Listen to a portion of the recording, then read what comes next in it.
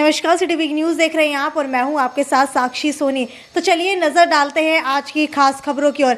आप सभी ने देखा था कि पिछले दिनों 5 राज्यों के अंदर चुनाव हुए थे, जहां पर 4 राज्यों के अंदर भाजपा जीत गई, तो वहीं एक राज्य के अंदर आम आदमी पार्टी ने बढ़त के साथ जीत हासिल की। इसके बाद अब बारी आती है उत्तर प्रदेश की। तो उत्तर प्रदेश के अंदर दूसरी बार भाजपा की सरकार बनने जा रही है और मुख्यमंत्री की बात की जाए तो मुख्यमंत्री का चेहरा जो है पहले की तरह योगी आदित्यनाथ रहे, लेकिन अब बात आती है कि उप मुख्यमंत्री आखिरकार कौन बनेगा। क्योंकि अगर हरियाणा की बात की जाए, हरियाणा के अंदर जब से सियासी फेरबदल हुआ है और डिप्टी सीएम दुष्यंत चौटाला को उप मुख्यमंत्री का दर्जा दिया गया, उसके बाद सभी राज्यों के अंदर उप मुख्यमंत्री को लेकर के लगातार कवायदें बढ़ती जा रही हैं। इसके अलावा अगर बात कर ली जाए यूपी की, तो यूपी के अंदर आखिरकार कौन होगा उप मुख्यमंत्री का चेहरा। तो आपको बता दूं, इस बार भाजपा जो है एक अलग ही दाव पेच खेलने वाली है और एक अलग ही पत्ते के साथ इस बार भाजपा दलित को उप मुख्यमंत्री बनाने की घोषणा कर सकती है। और इसी को लेकर के उप मुख्यमंत्री योगी आदित्यनाथ ने जो है कैबिनेट से चर्चा की है। हालांकि आपको बता दूं कि उत्तर प्रदेश के अंदर लगातार दूसरी बार सरकार तो बनने जा रही है, लेकिन इसके बाद योगी ने प्रधानमंत्री नरेंद्र मोदी, गृह मंत्री अमित शाह, तो वहीं भाजपा अध्यक्ष जेपी नड्डा से इस बारे में मुलाकात की है। इससे पहले उन्होंने उपराष्ट्रपति एम वेंकैया नायडू, रक्षा मंत्री राजनाथ सिंह और पार्टी के राष्ट्रीय महासचिव बीएल संतोष से मुलाकात की थी। और अगर सूत्रों की माने तो योगी कैबिनेट के अंदर कई नए चेहरों को शामिल किया जाएगा और राज्य में उप मुख्यमंत्रियों की संख्या भी बढ़ेगी। जी हाँ, पहले जो है सिर्फ एक उप मुख्यमंत्री रखा जाता था, लेकिन इस बार यूपी के अंदर कयास लगाए जा रहे हैं कि बल्कि एक नहीं कई उप मुख्यमंत्री रखे जाएंगे, जिसके अंदर से एक उप मुख्यमंत्री जो है दलित होगा। भाजपा किसी दलित को उप मुख्यमंत्री बना सकती है, तो वहीं राज्य मंत्रिमंडल में अनुसूचित जाति के और विधायकों को शामिल करने की भी चर्चा की जा रही है। इस पर अंतिम फैसला जो है जल्द ही आने वाला है। इसके बाद आपको बता दूं कि पंजाब के अंदर भगवंत मान जो है मुख्यमंत्री का चेहरा रहे थे और इसी को लेकर के अब 16 मार्च को जो है भगवंत मान अकेले सीएम पद की शपथ लेने वाले हैं। हालांकि सीएम अरविंद केजरीवाल ने रोड शो भी किया है। इसको लेकर के पार्टी ने ये घोषणा कर दी है कि 16 मार्च को ही जो है भगवंत मान शपथ लेंगे। हालांकि आपको क्या लगता है, क्या उत्तर प्रदेश के अंदर दलित उप मुख्यमंत्री बनाने से कहीं ना कहीं पार्टी को जो है फायदा होगा? इसके बाद अगली खबर की ओर बढ़ते हुए आपको बता दूं कि अगर कांग्रेस की बात कर ली जाए तो कांग्रेस का सुपड़ा जो है वो साफ हो चुका है।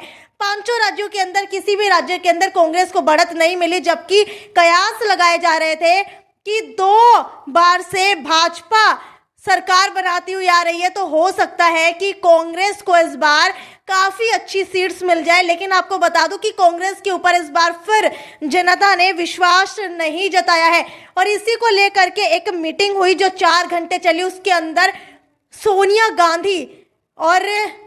गांधी ने ये कहा है कि सोनिया गांधी खुद और उनके बच्चे यानी कि प्रियंका गांधी वाड्रा और राहुल गांधी इस्तीफा दे देंगे। बहुत बड़ी बात है जो सोनिया गांधी ने कही है इस मीटिंग के अंदर। लेकिन आपको बता दूं पार्टी के कार्यकर्ताओं ने जो है इसको नकार दिया और उन्होंने कहा है कि नहीं, ऐसा नहीं हो सकता, दोबारा से मीटिंग की जाएगी।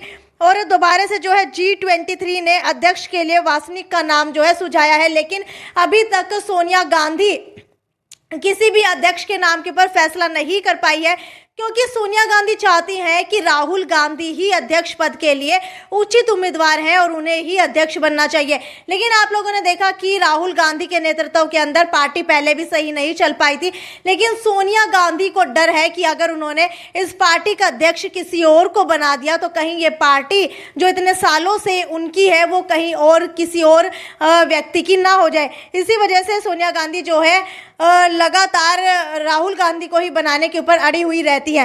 इसके अलावा अगली खबर की ओर बढ़ते हुए आपको बता दूं कि रूस और यूक्रेन के बीच लगातार युद्ध जारी है और कहीं ना कहीं जो है दोबारा से यूक्रेन की घुटने टेकने की खबरें आ रही थी, लेकिन अभी भी आपको बता दूं कि अभी भी जो है युद्ध की स्थिति वहां पर बरकरार है। लेकिन इसी बीच चुनावी रिजल्ट भी आ चुके हैं और चुनावी रिजल्ट आने के बाद लगातार घोषणाएं की जा रही थी कि पेट्रोल और डीजल के दाम बढ़ेंगे, लेकिन इसी बीच पेट्रोल और डीजल के दाम बढ़ने के कयासों के बीच क्या होता है, होता ये है कि कई लोग पहले ही स्टॉक के अंदर पेट्रोल और डीजल भरवा करके रख लेते हैं और इस वजह से कहीं ना कहीं पेट्रोल और डीजल की शॉर्टेज अब आने लगी है। चुनावी रिजल्ट के बाद रेट बढ़ने के डर से लोगों ने 45 लाख लीटर डीजल पेट्रोल का जो है स्टॉक कर लिया है।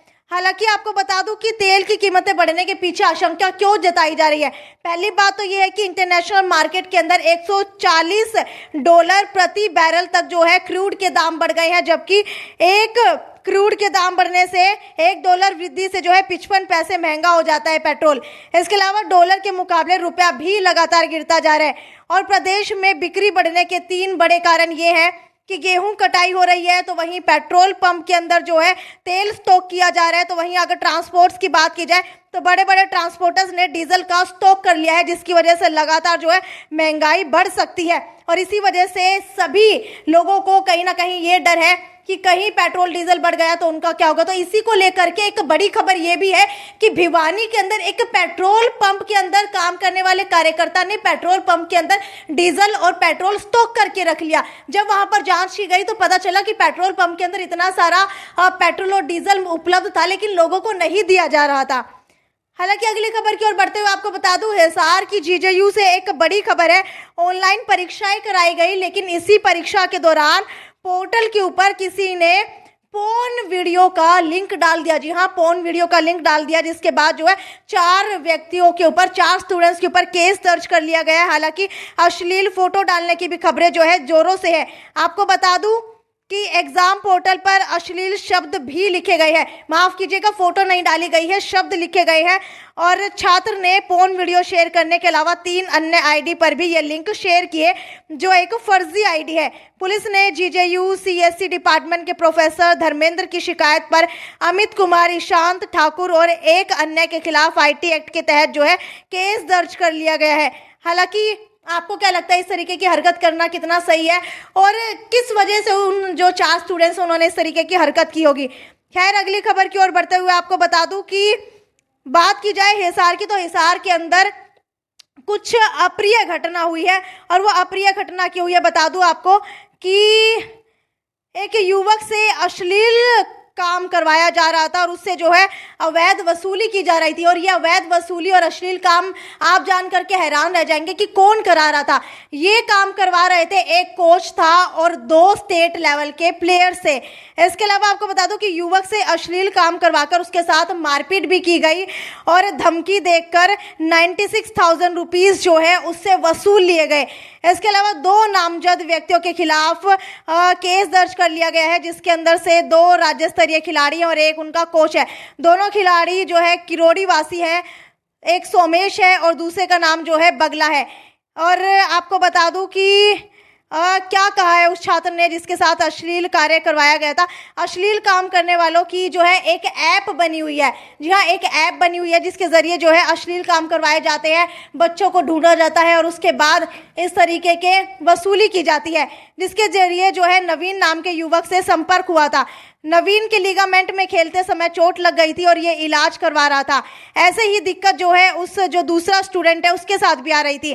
कमरे में नवीन और युवक दोनों मौजूद थे और नवीन जो है कोच के बाद में आए थे। हमने तो मारपीट की थी, लेकिन इलाज और लालच के चलते युवक से राशि वसूली गई थी। तो आपको बता दूं कुल मिलाकर के बात यह है कि युवक से अश्लील काम करवा के अवैध वसूली की गई ऐप के नाम के ऊपर। तो आप भी जो है किसी ऐप के चक्कर के अंदर मत पड़िए, क्योंकि वहां पर जो है इस तरीके के अश्लील कार्य होते हैं। इसके अलावा अगली खबर की ओर बढ़ते हुए आपको बता दूं कि कुछ कैटेगरीज होती हैं जहां पर अगर आपके साथ कोई भी चोट लगती है तो उसके अंदर आपसे वसूली नहीं की जा सकती। ऐसा ही एक मामला हरियाणा के हिसार में निकल करके आया है, जहां पर घरेलू हिंसा से पीड़ित महिला से शुल्क लेकर MLR काटी गई है। MLR का मतलब ये होता है कि जब भी आपके साथ कोई मारपीट होती है, तो जब आप सिविल अस्पताल के अंदर जाते हैं, आपको कितनी चोट लगी है ये देखा जाता है और उसी के बिहाव के ऊपर पुलिस एक्शन लेती है। लेकिन शुल्क कुछ कैटेगरीज के अंदर आप नहीं ले सकते हैं और इस महिला से जो है शुल्क लेकर के शुल्क वसूला गया है। देख लीजिए किस तरीके के सिविल अस्पताल के हालात जो है अब हो चुके हैं। खैर, ये तो यहीं तक की खबर थी। आगे भी आपको इसी तरीके से अपडेट से रूबरू करवाती रहूंगी। तब तक ज्यादा से ज्यादा शेयर करते रहिए। नमस्कार।